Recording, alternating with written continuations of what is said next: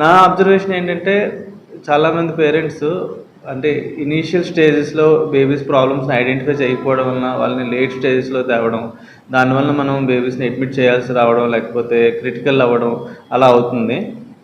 Newborn babies though they are not able to speak, definitely they show some clues and signs for their sickness.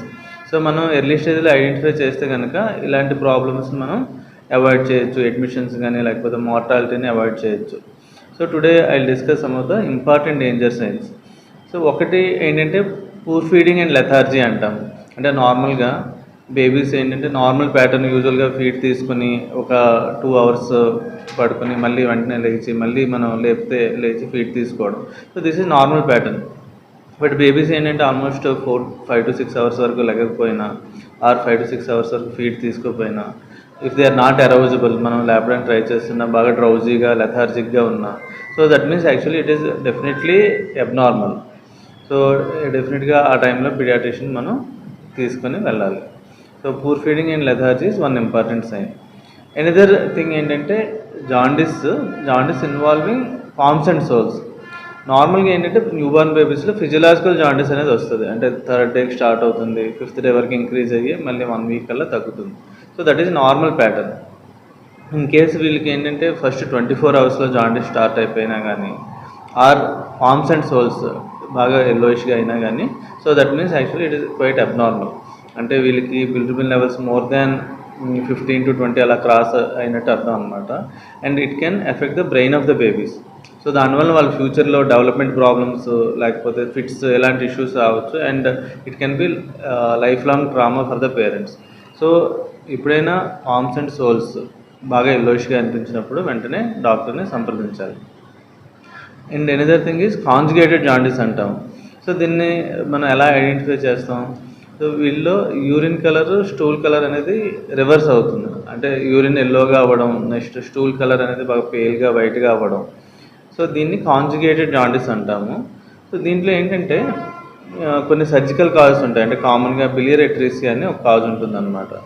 And దానివల్ల కానీ లేకపోతే కొన్ని hormones issues, లేకపోతే కొన్ని genetic metabolic problems, so వీటన్నిటి వలన కూడా కాంజుగేటెడ్ జాండిస్ అనేది న్యూబార్న్ బేబీస్లో డెవలప్ అవుతుంది.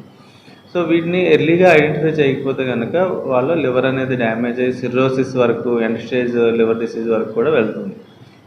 అండ్ ఇలాంటి సర్జికల్ కాల్స్ ఎప్పుడైనా ఉంటే కనుక వాళ్ళకి ఫస్ట్ 8 weeks, ఫస్ట్ 2 months లోపు సర్జరీ చేయగలగాలి. లేదంటే వాళ్ళకి ఏంటంటే లివర్ డ్యామేజ్ అయ్యి మనం సర్జరీ చేసినా దానివల్ల అంత అడ్వాంటేజ్ ఏమి ఉండదు. So this is one of the very important danger sign. అంటే యూరిన్ కలర్, స్టూల్ కలర్ అనేవి చేంజ్ అవ్వడం, యూరిన్ ఎల్లోగాను అండ్ స్టూల్ కలర్ పేల్గా అవ్వడం. So this is called conjugated hyperbilirubinaemia. So apart from that, 4th important danger sign ఏంటంటే fast breathing. అంటే నార్మల్గా babies breathing rate కంఫర్టబుల్గా లెస్ దాన్ 40 or 40 to 50 ఉంటుంది.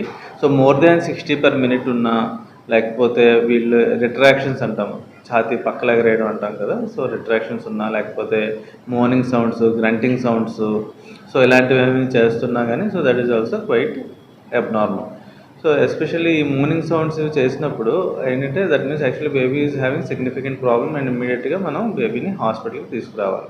కొన్నిసార్లు ఇన్కన్సోలబుల్ క్రై, అంటే బేబీ నార్మల్గా క్రై చేయడం మళ్ళీ మనం ఫీడ్ ఇచ్చినా లేకపోతే కన్సోల్ చేస్తే ఊరుకుంటారు. బట్ ఎక్సెసివ్ ఇన్కన్సోలబుల్ క్రై ఉంటే, so that is also again abnormal.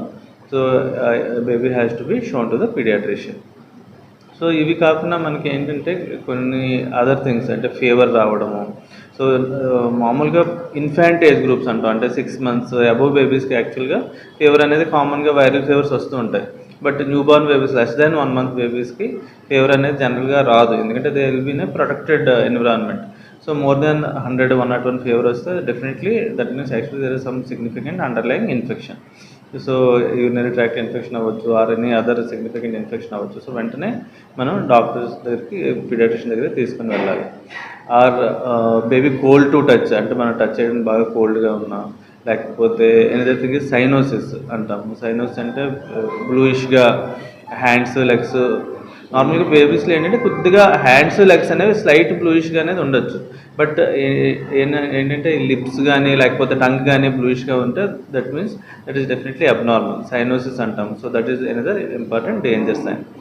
So ఈ 6-7 ఇంపార్టెంట్ డేంజర్ సైన్స్ ఉన్నాయి. And one more is convulsions. అంటే మనకి బేబీస్కి వచ్చేటప్పటికి ఏంటంటే పెద్దవాళ్ళకి వచ్చినప్పుడు ఫిట్స్ అలా రావు. వీళ్ళకి సింపుల్ ఐ స్టేరింగ్ లాగా కానీ, లేకపోతే అప్రోలింగ్ ఆఫ్ ఐస్ కానీ, లేకపోతే వాళ్ళకి చిన్న జర్కీ మూమెంట్స్, లిప్స్ స్మైకింగ్, ఇలా సటిల్ మూమెంట్స్ వస్తాయి. సో ఇలాంటి అబ్నార్మల్ మూమెంట్ ఏమైనా కనిపించినా కానీ then definitely it is abnormal and immediately baby has to be shown to the paediatrician. So these are some important 8 danger signs which actually all the parents should be aware of. So many times ఏమవుతుందంటే common mistake ఇంట్లో అంటే improve అవుతుంది కదా అని చెప్పి అలాగా wait చేస్తూ ఉంటాం. ఆర్ సమ్ హోమ్ రెమెడీస్ అని చెప్పి ఏమైనా బ్రీతింగ్ డిఫికల్టీ ఉన్నా, కాఫ్ ఉన్నా అవి ఇవి కరక్కాలని అలాంటివి పట్టడం, హోమ్ రెమెడీస్ ట్రై చేయడం, దానివల్ల చాలా టైం డిలే అవుతుంది and babies they come late to the hospital. So awareness is the key and all the parents should be aware of these 8 danger signs. So babies early ga తీసుకొస్తే కనుక we will be able to treat them early and save the babies very well. Almost all the babies we can save.